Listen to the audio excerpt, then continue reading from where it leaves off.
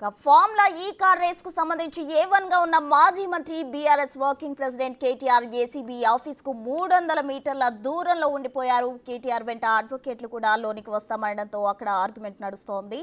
అడ్వకేట్లను లోనికి అనుమతించేదే లేదు అంటూ పోలీసులు చెప్తున్నారు. కానీ అడ్వకేట్లతో కలిసి విచారణ ఫేస్ చేస్తామని కేటీఆర్ అంటున్నారు. మరి ఆయన కారును పోలీసులు ప్రస్తుతానికి అక్కడే నిలిపివేశారు. మరి ఎలో చేస్తారా అడ్వకేట్లతో కలిపి, లేదంటే కేటీఆర్ ఒక్కరినే లోనికి ఎలో చేస్తారా, అసలు విచారణకు కేటీఆర్ సహకరిస్తారా లేదా అనేది ప్రాధాన్యత సంతరించుకుంది. మరి కేటీఆర్ విచారణ మరి కాసేపట్లో జరగబోతుంది. ఇప్పటికే అక్కడ కేటీఆర్ విచారణకు సంబంధించి ఏసీబీ సర్వం సిద్ధం చేసింది. తరుణ్ జోషి ఆధ్వర్యంలో విచారణ అయితే జరగబోతుంది. అసలు ఈ విచారణకు సంబంధించి ఈ కార్ రేస్కు సంబంధించి ఒప్పందాలు ఏ విధంగా జరిగాయి, ఎవరికి ఎంత లాభం జరిగింది, ఏ నష్టం ఎంత జరిగింది అని దాన్ని బేస్ చేసుకొని ఏసీబీ అధికారులు అయితే విచారణ చేయనున్నారు. కేబినెట్లో చర్చించకుండా ఏకపక్ష నిర్ణయాలు సొంత లాభం కోసమే తీసుకున్నారా అనే విధంగా కూడా ఏసీబీ అధికారులు అడిగే అవకాశం ఉన్నట్లు కూడా మనకు సమాచారం అందింది. అయితే మీ ఆదేశాలతోనే చెల్లింపులు జరిగాయి అంటూ కూడా అధికారులు అన్నది వాస్తవం కాదా అనే ధోరణిలో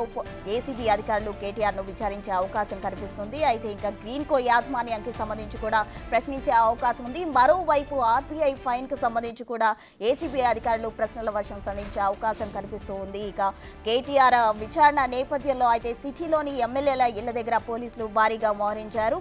ఇప్పటికే కొంతమంది ఎమ్మెల్యేలను కూడా హౌస్ అరెస్ట్ చేసిన పరిస్థితి. అటు పాడి కౌశిక్ రెడ్డి ఇంకా కొందరిని అయితే ఏసీబీ అధికారులు కేటీఆర్ను విచారించే నేపథ్యంలో పోలీసులు కొందరిని హౌస్ అరెస్ట్ చేసిన పరిస్థితి కూడా మనకు కనిపిస్తుంది. అయితే ఇప్పటికే 300 మీటర్ల దూరంలో కేటీఆర్ను అయితే పోలీసులు ఆపేశారు ఏసీబీ కార్యాలయానికి ముందు. ఇక అడ్వకేట్స్తో కలిపి ఎలో చేస్తారా లేదా కేటీఆర్ను ఎలో చేస్తారా అనేది తెలియాల్సి ఉంది.